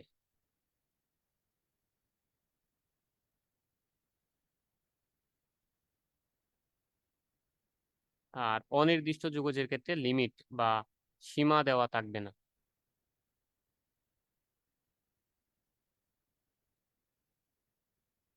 এটা হচ্ছে বেসিক পার্থক্য, তুমি দেখে কিভাবে চিনবা, ঠিক আছে, দেখে কিভাবে চিনবা সেটা হচ্ছে এখান থেকে বোঝা যায়। তাছাড়া আমরা গ্রাফিক্যালি যদি বুঝতে চাই যে কোনটা দ্বারা ডেফিনিট বা নির্দিষ্ট যুগজ বোঝায় আর কোনটা দ্বারা ইনডেফিনিট বা অনির্দিষ্ট যুগজ বোঝায়, সেটার জন্য আমরা একটা গ্রাফ কনসিডার করতে পারি।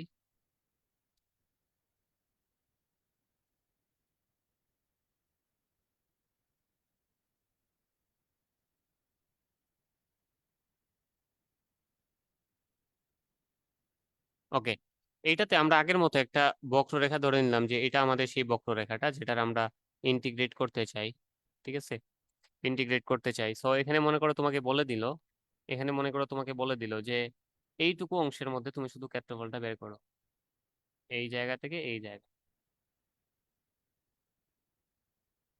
আমি এটাকে আগের মতো ওয়াই অ্যাক্সিস চিন্তা করতেছি, এন্ড এটাকে এক্স অ্যাক্সিস চিন্তা করতেছি। সো বলে দিল যে এই পয়েন্টটাতে এক্স এর ভ্যালু হচ্ছে 2, আর এই পয়েন্টটাতে এক্স এর ভ্যালু হচ্ছে মনে করো 5, ঠিক আছে। এই প্রথম পয়েন্টটাতে এক্স এর ভ্যালু হচ্ছে 2 আর পরের পয়েন্টটাতে এক্স এর ভ্যালু হচ্ছে 5। সো তোমাকে বললো এক্স ইজ ইকুয়ালস টু 2 থেকে এক্স ইজ ইকুয়ালস টু 5 পর্যন্ত ইন্টিগ্রেট করো, এক্স ইজ ইকুয়ালস টু 2 থেকে এক্স ইজ ইকুয়ালস টু 5 পর্যন্ত ইন্টিগ্রেট করো, অর্থাৎ এতটুকুর মধ্যে তুমি শুধু মান বের করবা। এই যে দেখো তোমাকে বলে দিছে যে কত থেকে কত এর মধ্যে রেজাল্ট বের করো, তাহলে এটা ইন্টিগ্রেশন যদি আমরা লিখতে চাই, অলরেডি আমরা দেখছি যে ক্ষেত্রফল নির্ণয়ের ক্ষেত্রে আমাদের ইন্টিগ্রেশন যদি বের করতে হয় বা লিখতে হয়, সেটা হচ্ছে এরকম লিখি, এ দিয়ে, এ দ্বারা এরিয়া বোঝাচ্ছে ইন্টিগ্রেশন অফ, কার ইন্টিগ্রেশন করতে চাই আমরা, ওয়াই এর ইন্টিগ্রেশন করতে চাই, কার রেসপেক্টে, এক্স এর রেসপেক্টে। এন্ড এখানে লিমিট কত দিয়ে দিছে, এক্স এর ভ্যালু কত থেকে কত, 2 থেকে 5, এক্স এর ভ্যালু 2 থেকে 5। তাহলে আমরা এখানে বলে দিতে পারি যে এক্স ইজ ইকুয়ালস টু 2 থেকে আমরা এক্স ইজ ইকুয়ালস টু 5 পর্যন্ত ইন্টিগ্রেট করতে চাই। দেখো আমরা যেরকম সামেশনের ক্ষেত্রে নিচে লিখতাম হচ্ছে আমাদের শুরুর সীমা যেটা আছে, বা স্টার্টিং লিমিট বলতে পারো, বা এটাকে লোয়ার লিমিট বলতে পারো, এবং উপরে লিখি কি আপার লিমিট বা আমাদের শেষ সীমা যেটা আছে। ইন্টিগ্রেশনের ক্ষেত্রে সিমিলার, যে ইন্টিগ্রেশনের নিচে লিখবো আমরা তার স্টার্টিং ভ্যালু যেটা আছে বা আমাদের শুরুর লিমিট, বা এটাকে বলা যায় লোয়ার লিমিট, আর উপরে লিখবো হচ্ছে শেষের যে সীমা যেটা আছে যেটাকে বলা হয় আপার লিমিট। অথবা এটাকে তুমি এভাবে না লিখে এইভাবে না লিখে যেটা করতে পারো সেটা হচ্ছে গিয়ে এক্স মেনশন করা লাগবে না, শুধুমাত্র 2 থেকে 4 এই কথাটা, শুধুমাত্র 2 থেকে 5 এই কথাটা লিখলেই বুঝাবে যে এক্স ইজ ইকুয়ালস টু 2 থেকে এক্স ইজ ইকুয়ালস টু 5 পর্যন্ত ইন্টিগ্রেট করতে চাও। কাকে ইন্টিগ্রেট করতে চাও? ওয়াই কে। কার রেসপেক্টে? এক্স এর রেসপেক্টে। সো এই যে এক্স এর ডেফিনিট কোনো ভ্যালু যদি দেওয়া থাকে যে কত থেকে কত এর মধ্যে ইন্টিগ্রেট করতে হবে, এই ডেফিনিট ভ্যালু যদি দেওয়া থাকে সেক্ষেত্রে আমরা এটাকে নাম দিব হচ্ছে নির্দিষ্ট যুগজ। সেটাকে আমরা কি নাম দিব? নির্দিষ্ট যুগজ। আর যদি লিমিট দেওয়া না থাকে, দেখো এটা হচ্ছে আমাদের নির্দিষ্ট যুগজ বা ডেফিনিট ইন্টিগ্রাল, নির্দিষ্ট। আর অনির্দিষ্টের ক্ষেত্রে যেরকম থাকবে আমি বলে দিই, অনির্দিষ্ট এইটার ক্ষেত্রে আমরা যখন সমীকরণ লিখব তখন দেখা যাবে যে এখানে কোনো লিমিট দেওয়া নাই, এরকম থাকবে যে এরিয়া সমান সমান হচ্ছে integration of y dx. Y কে আবার আমরা কি লিখতে পারি? F of x. তাহলে এরকম থাকতে পারে integration of f of x dx. এখানে কোনো লিমিট মেনশন করা নেই যে কত থেকে কত এর মধ্যে এরিয়া বের করতে হবে। সো এই দুটা বেসিক ডিফারেন্স মনে রাখবা এখান থেকে। একটা হচ্ছে যে নির্দিষ্ট যুগজের ক্ষেত্রে আমাদের লিমিট দেওয়া থাকে, আর অনির্দিষ্ট যুগজের ক্ষেত্রে লিমিট দেওয়া থাকে না। নির্দিষ্ট যুগজের ক্ষেত্রে লিমিট দেওয়া থাকে, অনির্দিষ্ট যুগজের ক্ষেত্রে লিমিট দেওয়া থাকে না। এটা আমরা এই ভ্যালুগুলা দেখে বুঝতে পারবো। ঠিক আছে, এবার খেয়াল করো, ইন্টিগ্রেশন করার জন্য একদম স্মুথলি ইন্টিগ্রেশনে আমরা যখন ম্যাথ করতে যাব, এটা যখন একদম নিরবিচ্ছিন্নভাবে ম্যাথগুলো করতে পারি বা যাতে আমাদের কোনো ধরনের সমস্যা না থাকে, এই ঝামেলাগুলো এড়ানোর জন্য আমরা কয়েকটা সূত্র খুব ভালো করে মনে রাখবো। বিশেষ করে এখানে 3টা ক্যাটাগরির সূত্র আছে। প্রথমে দেখতে পাচ্ছ কিছু বীজগাণিতিক এবং এক্সপোনেনশিয়াল বা সূচকীয় সূত্র আছে। পরের পেজে গেলে আমরা সেখানে কিছু দেখবো যে ত্রিকোণমিতিক সূত্র আছে, এবং এর পরের পেজে গেলে কিছু বিপরীত ত্রিকোণমিতিক সূত্র আছে দেখতে পাবো। সো এই 3টা টাইপের যত সূত্র আছে এখানে সবগুলো যদি ভালো করে আমরা আয়ত্ত করতে না পারি তাহলে এই চ্যাপ্টারে ম্যাথ গুলা করা খুবই ডিফিকাল্ট হয়ে দাঁড়াবে। প্রথম যে ইকুয়েশনটা আছে এটা আমরা অলরেডি পড়ে ফেলছি, দেখো যে integration of x to the power N d x, এটার রেজাল্ট কত আসে যে x to the power N plus one divided by N plus one plus c. এখানে পাশে একটা শর্ত মেনশন করা আছে, দেখো যে এন এর ভ্যালু কত হওয়া যাবে না? এন এর ভ্যালু -1 হওয়া যাবে না। -1 হইলে সমস্যা কি খেয়াল করো। ধরো আমি এটাকে ইন্টিগ্রেট করতে চাই, integration of x to the power -1 কার রেসপেক্টে? এক্স এর রেসপেক্টে। আমরা ফর্মুলা কি জানি? উপরে বসে উপরে বসে এক্স এর পাওয়ার 1 বৃদ্ধিপ্রাপ্ত এরকম করে, আর নিচে সেই বৃদ্ধিপ্রাপ্ত সংখ্যাটা দ্বারা কি করা লাগে? ভাগ করা লাগে। তো দেখো এখানে ফাইনাল রেজাল্টের মধ্যে কি দাঁড়াচ্ছে? ফাইনাল রেজাল্টের মধ্যে কি দাঁড়াচ্ছে? উপরে হয়ে যাবে এক্স টু দি পাওয়ার 0, এটা নিয়ে কোনো ঝামেলা নাই, কারণ এক্স টু দি পাওয়ার 0 মানে 1, আমরা জানি কোনো কিছুর উপর পাওয়ার 0 মানে সেটা 1 হয়ে যাবে। কিন্তু নিচে দেখো -1 + 1 মিলে কি হয়ে যাবে? 0। তাহলে এটা কি আর মান বের করা যাচ্ছে নাকি অসংজ্ঞায়িত হয়ে যাচ্ছে? অসংজ্ঞায়িত হয়ে যাচ্ছে। এই ঝামেলাটা এড়ানোর জন্য আমরা যেটা করব, ধরে নিব যে আমাদের এই ফর্মুলা যেটা আছে integration of x to the power N d x, এই ফর্মুলাতে আমাদের এন এর ভ্যালু কখনো -1 হওয়া যাবে না। সবসময় কি হবে? -1 থেকে ছোট অথবা -1 থেকে বড় হবে, 0 হইতে পারবে, কোনো সমস্যা নাই। এখন বলতে পারো তাহলে এই রাশিটার কি ইন্টিগ্রেশন আমরা করতে পারি না? অবশ্যই এটার ইন্টিগ্রেশন করা যায়। সো এটা ইন্টিগ্রেশন করার জন্য আমরা থার্ড যে ফর্মুলাটা আছে এটার দিকে খেয়াল করো। থার্ড ফর্মুলাটা কি দেওয়া আছে দেখো তো, যে এই জায়গাটাতে integration of d x by x এই ফরম্যাটে দেওয়া আছে। আমি এটাকে এভাবে লিখতেছি, দেখো 1/x ডিএক্স এরকম আকারে দেওয়া আছে। বা তুমি এটাকে মনে মনে ওই যে 1/x মানে কি x to the power N চিন্তা করতে পারো, এক্স টু দি পাওয়ার -1 চিন্তা করতে পারো। ঠিক আছে, 1/x মানে হচ্ছে এক্স টু দি পাওয়ার -1, এই ফরম্যাটে দেওয়া আছে। এইটার রেজাল্ট ডিরেক্ট আমরা কি বসাই দিতে পারবো? Ln x plus c. Ln x plus c, এটা হচ্ছে ফর্মুলা। এন্ড এই ফর্মুলাটার সাথে রিলেট করে তুমি কিভাবে মনে রাখবা যে অন্য কোনো জিনিস এরকম যদি থাকে তাহলে এটাকে কিভাবে লেখা যায়, বা এটা কেন এরকম হইলো, এটাও অনেক সময় মনে প্রশ্ন আসতে পারে। সো এটার জন্য মনে রাখবা যেটা, যে আমাদের এরকম যদি কোনো ভগ্নাংশ থাকে যেটার উপরে একটা ফাংশন আছে নিচে আর একটা ফাংশন আছে, যেমন দেখো এখানে উপরে আছে 1 আর নিচে আছে এক্স। সো এরকম যদি তাকে কখনো যে নিচের রাশিটাকে ডিফারেন্সিয়েশন করে উপরের রাশিটা পাওয়া যাচ্ছে, তাহলে আমাদের ওই ইন্টিগ্রেশনের রেজাল্টটা হবে লন নিচেরটা প্লাস সি। ওই ইন্টিগ্রেশনের রেজাল্ট কি হবে? লন নিচেরটা প্লাস সি। আমি এটা একটু আলাদা করে দেখাচ্ছি, খেয়াল করো। সূত্রটা আমি কি বললাম, যে আমাদের এমন কোনো ফাংশন যদি থাকে যেটাকে ডিফারেন্সিয়েট করলে আমাদের উপরের ফাংশনটা পাওয়া যায়। ধরো এরকম আর কি, আমাদের একটা রাশি আছে এফ অফ এক্স, এটাকে ডিফারেন্সিয়েট করলে এটার নাম কি হয়ে যাবে? F prime of x. তো দেখো নিচের রাশিটাকে ডিফারেন্সিয়েট করে আমি কি পাচ্ছি? উপরের রাশিটা পাচ্ছি, এবং সাথে বসে ডিএক্স থাকবে। তাহলে এটার আনসার হবে ডিরেক্ট, এটার আনসার হবে লন নিচেরটা। নিচে কি আছে এখানে? F of x. তাহলে এখানে হবে লন নিচেরটা প্লাস সি। লন নিচেরটা প্লাস সি, এটাই হচ্ছে ফর্মুলা। যে কোনো একটা ভগ্নাংশ যদি থাকে এবং তার নিচে উপরে দুইটা ফাংশন যদি থাকে, তাহলে নিচের ফাংশনটাকে ডিফারেন্সিয়েট করে যদি উপরের ফাংশনটা পাওয়া যায় তাহলে আনসার হবে লন নিচেরটা প্লাস সি। দেখো আমি এরকম একটা এক্সাম্পল দিতে পারি, যে একটা ফ্র্যাকশন দেওয়া আছে, নিচে আছে মনে করো সাইন এক্স, আর উপরে আছে কি কজ এক্স। তোমরা অলরেডি ডিফারেন্সিয়েশনে পড়ে আসছো যে সাইন এক্স কে ডিফারেন্সিয়েট করলে কি পাওয়া যায়, কজ এক্স। তাহলে এখানে কি পাওয়া যাচ্ছে, যে নিচের ফাংশনটাকে ডিফারেন্সিয়েট করে উপরের ফাংশনটা পাওয়া যাচ্ছে। তাহলে আনসার কি হবে, লন। লন নিচেরটা, নিচে কি আছে, সাইন এক্স প্লাস সি। এটাই হচ্ছে রেজাল্ট। সো এই ফর্মুলা থেকে আমরা লিখতে পারি যে 1/x dx এটা সমান লন এক্স প্লাস সি। কারণ খেয়াল করো, নিচে আছে এক্স, এক্স এর ডিফারেন্সিয়েশন কত, 1। তাহলে নিচেরটাকে ডিফারেন্সিয়েট করে আমরা উপরেরটা পাচ্ছি, আনসার হবে লন নিচেরটা প্লাস সি। তাছাড়া এখানে আরো কয়েকটা স্পেশাল ফর্মুলা আছে, খেয়াল করো। যে ইন্টিগ্রেশন অফ ডিএক্স, এই যে এখানে আগের মতো কনসেপ্ট তোমাদেরকে আগেই বলছি যে ইন্টিগ্রেশন করতে হবে আবার ডিফারেন্সিয়েশনও করতে হবে, দুইটাই করতে হবে। সো দুইটা করা মানে কি, তার মধ্যে কি আর কোনো পরিবর্তন আসবে, আসবে না। তাহলে এটা রেজাল্ট কি লেখা যাবে, ডিরেক্ট এক্স লেখা যাবে। এবং এখানে দেখতেই পাচ্ছ সবগুলা ফর্মুলা শেষে প্লাস সি দেওয়া আছে, কারণ এখানে সবগুলাই হচ্ছে অনির্দিষ্ট যুগজ। আর অনির্দিষ্ট যুগজের যে ভ্যালুগুলো থাকবে সেগুলোর শেষে অবশ্যই একটা ইন্টিগ্রাল কনস্ট্যান্ট বা যুগজীকরণ ধ্রুবক অ্যাড করতে হবে। 4 নম্বর ফর্মুলাটা খেয়াল করো, e to the power x dx. আমরা যেরকম ডিফারেন্সিয়েশন দেখে আসছিলাম যে e to the power x এর differentiation e to the power x, ইন্টিগ্রেশনের সেম ব্যাপার, যে e to the power x এর differentiation e to the power x. তারপরে দেখো e to the power m x dx, এইটার রেজাল্ট কত হয়ে যাচ্ছে, 1/m e to the power m x plus c. 1/m e to the power m x plus c. এটা বোঝার জন্য আমি একটা এক্সাম্পল লিখতেছি, খেয়াল করো। তোমরা যেটা পড়ে আসছিলা সেটা হচ্ছে এরকম, ধরো ই টু দি পাওয়ার ধরো হচ্ছে এম এক্স, এটাকে আমরা ডিফারেন্সিয়েট করতে চাই ddx of e to the power m x.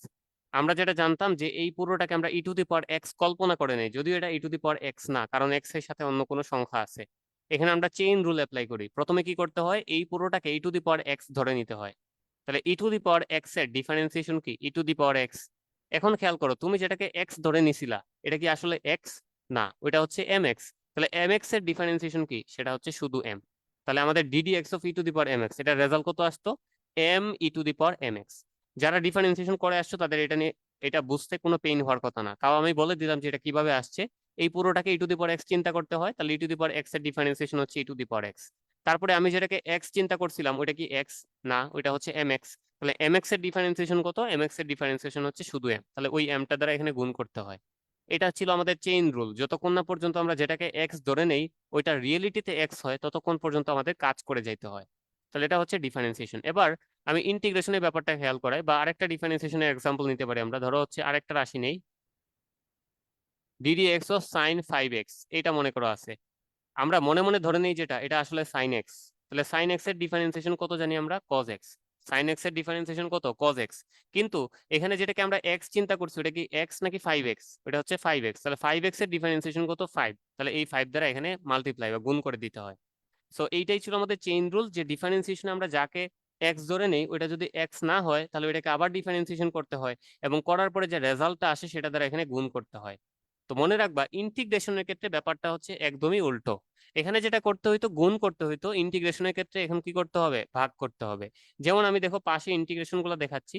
Integration of, ধরো এটা আমরা ইন্টিগ্রেট করতে চাই, integration of e to the power m x, integration of e to the power m x dx, মানে এক্স এর সাপেক্ষে আমরা e to the power m x এর ইন্টিগ্রেশন করব। তো আগের মতোই ডিরেক্ট রেজাল্ট কত বসিয়ে দিব, e to the power m x. কিন্তু এটা কি এক্স না, তাহলে এটাকে আমরা এখন কি করব, ভাগ করে দিব। আগে যেটা করা লাগতো গুণ করা লাগতো সহগটা দ্বারা, এখন কি করবা, ডিরেক্ট ভাগ করে দিবা। নিচেরটা খেয়াল করো, ইন্টিগ্রেশন অফ আমরা ধরো বের করতে চাই সাইন 5x ডিএক্স, এক্স এর রেসপেক্টে এটাকে ইন্টিগ্রেট করতে চাই। তো সাইন এক্স এর ইন্টিগ্রেশনের সূত্রটা আগে জানতে হবে। একটু পরেই আমরা সেই সূত্রটা পাবো। সাইন এক্স এর ইন্টিগ্রেশন হচ্ছে মাইনাস কজ এক্স। এই যে দেখো সাইন এক্স এর ইন্টিগ্রেশন হচ্ছে কি মাইনাস কজ এক্স। তাহলে এখানে আমরা লিখে ফেলবো মাইনাস কজ এক্স। এক্স বলতে কাকে বোঝাচ্ছি, ওই যে পুরোটাকে আমি এক্স ধরে নিছি। তাহলে মাইনাস কজ এক্স। আগে যেটা করা লাগতো, যেটা এক্স থাকতো না ওইটা দ্বারা গুণ করা লাগতো, এখন কি করতে হবে, ভাগ। তাহলে এটাকে ভাগ করে দিব কত দ্বারা, 5 দ্বারা। কেন, কারণ এখানে 5x নিজে এক্স ছিল না। তাহলে এই যে সহগটা দ্বারা এখন কি করা লাগতেছে, ভাগ করা লাগতেছে। তাহলে এই ব্যাপারটা একটু মনে রাখতে হবে যে ডিফারেন্সিয়েশনে আমরা সহগ দ্বারা যদি গুণ করে থাকি, ইন্টিগ্রেশনে আসার পরে সেই সহগটা দ্বারা কি করতে হবে, এখানে ভাগ করতে হবে। এই জিনিসটাকে কনসিডার করেই আমরা এখানে সূত্রটা লিখছি, যে e to the power m x এর ইন্টিগ্রেশন হবে e to the power m x c, কিন্তু ওই যে সহগটা দ্বারা এখানে ভাগ করতে হবে, ঠিক আছে। তাছাড়া এখানে খেয়াল করো a to the power x dx. আমরা আগে শিখছিলাম যে a to the power x এর ডিফারেন্সিয়েশন হচ্ছে a to the power x ln a. এখন আর লন এ দ্বারা গুণ করতে হবে না, লন এ দ্বারা কি করতে হবে, ভাগ করতে হবে। তারপরে আছে 1/2 রুট এক্স ডিএক্স। আমরা আগে শিখছিলাম যে রুট ওভার এক্স এর ডিফারেন্সিয়েশন হচ্ছে 1/2 রুট এক্স। এবার ওই 1/2 রুট এক্স কে যদি ইন্টিগ্রেট করি তাহলে আমরা আগেরটাই ফেরত পাবো, মানে রুট ওভার এক্সই পাবো। ঠিক আছে, সো রুট ওভার এক্স এর ডিফারেন্সিয়েশন ছিল 1/2 রুট এক্স, 1/2 রুট এক্স এর ইন্টিগ্রেশন হবে রুট ওভার এক্স। এটা একটা উল্টা। আর এখানে নতুন করে আরেকটা ফর্মুলা নিয়ে আসা হয়েছে, সেটা হচ্ছে ইন্টিগ্রেশন অফ 1/রুট ওভার এক্স। এই যে কিছুই না, এখানে যে টুটা ভাগ আকারে ছিল, ওই টু যদি আমরা ডান পাশে নিয়ে যাই তাহলে সে কি আকারে থাকবে, গুণ আকারে। তো 1/2 রুট এক্স এর ইন্টিগ্রেশন হবে root over x plus c, আর 1/রুট ওভার এক্স এর ইন্টিগ্রেশন হবে 2 root over x plus c. So এটা মনে রাখা বেটার, এটা জানলে তুমি এই যে ডান পাশে যেটা আছে এটা বের করতে পারবা। আর এটা মনে রাখা খুবই সিম্পল, কারণ আমরা ডিফারেন্সিয়েশনে পড়ে আসছি রুট ওভার এক্স এর ডিফারেন্সিয়েশন হচ্ছে 1/2 রুট এক্স। তাহলে উল্টাভাবে যদি বলি 1/2 রুট এক্স এর ইন্টিগ্রেশন হবে কত, রুট ওভার এক্স। সো এই কয়েকটা ফর্মুলা হচ্ছে শুরুতে আমরা বীজগাণিতিক বা সূচকীয় ফরম্যাটে দেখলাম, লগারিদমিক ছিল দুই একটা। এবার চলে যাব আমরা হচ্ছে ত্রিকোণমিতিক যে ফর্মুলাগুলো আছে, ট্রাইগোনোমেট্রিক। সো ট্রাইগোনোমেট্রিক কি কি আছে, প্রথমত অবশ্যই আমাদের 6টা ত্রিকোণমিতিক রাশি আছে, sine cos tan cot sec cosec, এই সবগুলা ভালো করে জানতে হবে। দেখো এই যে ব্যাপারগুলো এগুলো কিন্তু একদমই ডিফারেন্সিয়েশনের উল্টা প্রসেস। আমরা আগে শিখছিলাম যে সাইন এক্স এর ডিফারেন্সিয়েশন হচ্ছে কজ এক্স। সাইন এক্স এর ডিফারেন্সিয়েশন কি ছিল, কজ এক্স। আমি পাশে একটু ডিফারেন্সিয়েশন গুলো মনে করাই দিচ্ছি। D D x of sine x, এটার রেজাল্ট ছিল হচ্ছে কি, কজ এক্স। সো বুঝতেই পারতেছো, সাইন এক্স কে ডিফারেন্সিয়েশন করে যদি কজ এক্স পাওয়া যায়, তাহলে কজ এক্স কে ইন্টিগ্রেট করে কি পাওয়া যাবে, সাইন এক্স পাওয়া যাবে। এই জন্য দেখো লেখা আছে কজ এক্স কে ইন্টিগ্রেট করার পরে যে রেজাল্ট আসছে সেটা হচ্ছে সাইন এক্স। ঠিক আছে, তারপরেরটাতে আসো, আমরা শিখছিলাম যে d D x of cos x বা কজ এক্স এর ডিফারেন্সিয়েশন সেটা ছিল কত, minus sine x. Cos x এর ডিফারেন্সিয়েশন কত ছিল, মাইনাস সাইন এক্স। অথবা উল্টা ভাবে বলতে পারতা এরকম, মাইনাসটাকে বাম পাশে নিয়ে আসো, মাইনাস কজ এক্স এর ডিফারেন্সিয়েশন হচ্ছে কত, শুধু sine x. Minus cos x এর ডিফারেন্সিয়েশন কত, শুধু সাইন এক্স। সো এই জিনিসটা এখানে লেখা হয়েছে, দেখো মাইনাস কজ এক্স কে ডিফারেন্সিয়েট করে যদি সাইন এক্স পাওয়া যায়, তাহলে সাইন এক্স কে ইন্টিগ্রেট করে কি পাওয়া যাবে, অবশ্যই মাইনাস কজ এক্স পাওয়া যাবে। এই যে জন্য লেখা হয়েছে সাইন এক্স কে ইন্টিগ্রেট করার কারণে কি আসছে, মাইনাস কজ এক্স। তারপরে দেখো সাইন এম এক্স ডিএক্স, এটা অলরেডি বুঝাই দিছি যে এক্স এর সাথে যে সহগটা ছিল সেই সহগটা দ্বারা এখন কি হবে, এখানে ভাগ হয়ে যাবে। ডিফারেন্সিয়েশনে যেটা করতে হইতো গুণ দেওয়া লাগতো, এখানে ভাগ হয়ে যাবে। সিমিলার কেস এটার ক্ষেত্রে কজ এম এক্স, এক্স এর সামনে এম ছিল, এখানে সহগ, সহগ দ্বারা এখন কি করা লাগতেছে, ভাগ করা লাগতেছে। আচ্ছা, তারপরে আসো টেন এক্স এর যে ব্যাপারটা, টেন এক্স এর ডিফারেন্সিয়েশন এটা একটু মনে রাখতে হবে। টেন এক্স সমান হচ্ছে ln sec x plus c. Tan x এর ডিফারেন্সিয়েশন হচ্ছে ln sec x plus c. আর সেক এক্স এর ডিফারেন্সিয়েশন হচ্ছে ln sec x plus tan x plus c. Ln sec x plus tan x plus c. এই দুটা হচ্ছে special, যদি মনে রাখতে পারো তাহলে ম্যাথ করতে গেলে যদি এরকম কোনো কেস আসে যেখানে আমাদের টেন এক্স কে বা সেক এক্স কে ডিফারেন্সিয়েট করা লাগতেছে, তাহলে ডিরেক্ট এটা বসাই দিতে পারবা। আর যদি মনে না রাখো তাহলে এটাকে অনেক বড় করে ভেঙে তারপরে লিখতে হবে, যেটা আমাদের জন্য অনেক বেশি সময় সাপেক্ষ, প্লাস ভুল হওয়ারও চান্স থেকে যাবে। সেক্ষেত্রে এই দুটা ফর্মুলা কষ্ট করে মনে রাখাটাই বেটার। তারপরে দেখো যে sec স্কোয়ার এক্স কে ইন্টিগ্রেট করলে কি পাওয়া যায়, 10x পাওয়া যায়, যেটা আমরা পড়ে আসছিলাম ডিফারেন্সিয়েশনে, তার উল্টাটা এখানে পাচ্ছি। ডিফারেন্সিয়েশনে পড়ছিলাম যে 10x এর ডিফারেন্সিয়েশন হচ্ছে কি, sec স্কোয়ার এক্স। তাহলে এই জিনিসটাকে বা sec স্কোয়ার এক্স কে আবার যদি ইন্টিগ্রেট করি তাহলে কি পাওয়া উচিত, অবশ্যই 10x পাওয়া উচিত, যেটা এখানে পাওয়া গেছে। তারপরে খেয়াল করো integration of sec x 10x, এটাকে ইন্টিগ্রেট করলে কি পাওয়া যায়, শুধু sec x পাওয়া যায়। আমরা ডিফারেন্সিয়েশনে পড়ে আসছিলাম যে ডিফারেন্সিয়েশন অফ sec x, এটার রেজাল্ট কি ছিল, sec x ইন্টু 10x। তাহলে এখন ওই sec x ইন্টু 10x কে যদি আমরা ইন্টিগ্রেট করি তাহলে কি পাওয়া উচিত, আগেরটা পাওয়া উচিত, যেটা আমরা এখানে পাইছি, sec x পেয়ে গেছি। ঠিক আছে, তাছাড়া এখানে খেয়াল করো integration of cosec x cot x, এটা সমান লেখা যায় মাইনাস cosec x। আমরা শিখছিলাম এরকম যে ddx of cosec x, cosec x এর ডিফারেন্সিয়েশন হচ্ছে কি, minus cosec x cot x, minus cosec x cot x। So এখানে এই ব্যাপারটা উল্টা করে লেখা আছে, দেখো minus cosec x cot x, এইটাকে যদি আমরা ইন্টিগ্রেট করি, minus cosec x cos x, এই মাইনাসটাকে আগে তুমি বাম পাশে পাঠিয়ে দাও তাহলে আরো সুবিধা হয়। cosec x cot x, এটাকে যদি আমরা ইন্টিগ্রেট করি তাহলে কি পাওয়া যাবে, এই যে মাইনাস তো বাম পাশে চলে আসছিল, তার সাথে কি আছে, cosec x আছে, তাহলে এটাকে পাওয়া যাবে মাইনাস cosec x। সো এখানে সহজ করে যদি বলি তাহলে এরকম হবে, cosec x cot x, এটাকে ইন্টিগ্রেট করলে পাওয়া যাবে মাইনাস cosec x। ঠিক আছে, এটাকে ইন্টিগ্রেট করলে পাওয়া যাবে মাইনাস cosec x। আচ্ছা, তাছাড়া এখানে আরো একটা ফর্মুলা লেখা উচিত ছিল, যেটা এখানে লিখি নাই ভুল করে, সেটা একটু অ্যাড করে নিচ্ছি। Integration of cosec square x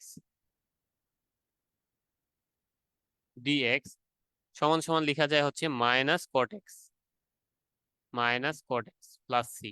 ঠিক আছে, আমরা ডিডিএক্স এর ক্ষেত্রে পড়ে আসছিলাম যে ডিফারেন্সিয়েশনের ক্ষেত্রে পড়ে আসছিলাম ডিডিএক্স অফ কট এক্স সমান সমান কি ছিল minus cosec square x, DD x of cot x সমান কি ছিল মাইনাস কোসেক স্কোয়ার এক্স। তাহলে এখন দেখো কোসেক স্কোয়ার এক্স কে যদি আমরা ইন্টিগ্রেট করি তাহলে অবশ্যই কি পাওয়া উচিত ফেরত, মাইনাস কট এক্স পাওয়া উচিত, যেটা আমরা এখানে পাইছি। সো এই সাইডের জিনিসগুলো তোমাদেরকে জাস্ট রিমাইন্ডার মনে করে দেওয়া যে আমরা ডিফারেন্সিয়েশনে যা পড়ে আসছি তার ঠিক উল্টা আমরা কিসে পাইছি, ইন্টিগ্রেশনে। এবং এই যে টোটাল এখানে 1 2 3 4 5 6 7 8 9 10টা ফর্মুলা আছে, এই 10টা ফর্মুলা জানা থাকা ম্যান্ডেটরি, অবশ্যই জানা থাকতে হবে, না হলে ম্যাথ করা যাবে না। আর তাছাড়া এর আগে আমরা আরো কয়েকটা ফর্মুলা দেখে আসছি এখানে বীজগাণিতিক, বীজগাণিতিক ছিল 1 2 3 4 5 6 7 8টা বীজগাণিতিক বা এক্সপোনেনশিয়াল বা লগারিদমিক, এবং তার সাথে 10টা ত্রিকোণমিতিক। তাহলে শুরুতেই পেয়ে গেলাম 18টা ফর্মুলা। তার সাথে আরো শিখতে হবে কয়েকটা ইনভার্স ট্রাইগোনোমেট্রিক বা বিপরীত ত্রিকোণমিতিক যে সূত্রগুলো। তো বিপরীত ত্রিকোণমিতিকের ক্ষেত্রে শুরুতে আছে সাইন ইনভার্স এক্স। তাহলে মনে রাখতে হবে যে ইন্টিগ্রেশন অফ 1/√1 - x² সমান হচ্ছে সাইন ইনভার্স এক্স।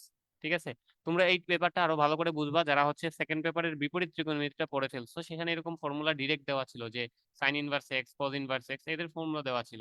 সো এখান থেকে মনে রাখার থেকে আমরা যেটা করতে পারি সেটা হচ্ছে উল্টা কেসটা এখানে পাচ্ছি যে 1/√1 - x², এটাকে যদি আমরা ইন্টিগ্রেট করি তাহলে কি পাবো, সাইন ইনভার্স এক্স।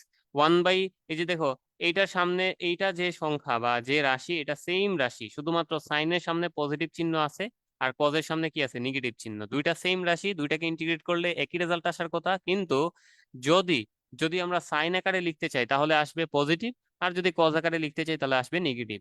একইভাবে দেখো এখানে টোটাল তোমাকে তিনটা ভিন্ন ভিন্ন রাশি শিখতে হচ্ছে।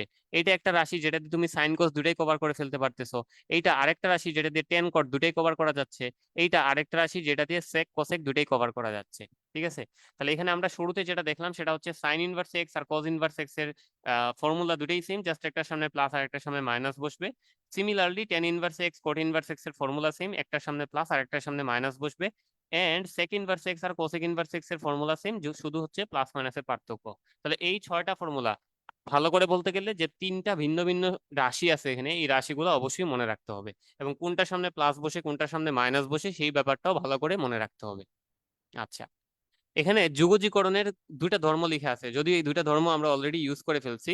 দেখো লেখা আছে ইউ ভি ডাব্লিউ, ইউ হচ্ছে একটা ফাংশন, ভি আর একটা ফাংশন, ডাব্লিউ আর একটা ফাংশন। তিনটা ফাংশন যদি বা একাধিক ফাংশন যদি এখানে যোগ বা বিয়োগ আকারে থাকে, আমরা তাদেরকে এরকম করে ভেঙে আলাদা করে লিখতে পারি। এই যে প্রথম যে ধর্মটা আছে এটার যদি একটা এক্সাম্পল দেখাই, ব্যাপারটা হবে এরকম। প্রথম যে ধর্মটা আছে সেটার একটা এক্সাম্পল আমরা দেখতেছি, ধরো ইন্টিগ্রেশন অফ দেওয়া আছে sine x plus cos x plus 3x minus 10x, এরকম আছে। আর তার সাথে দেওয়া আছে হচ্ছে ডিএক্স। সো দেখাই যাচ্ছে এখানে অনেকগুলা রাশি আছে প্লাস মাইনাস আকারে, এবং সবগুলাকে ইন্টিগ্রেট করতে হবে।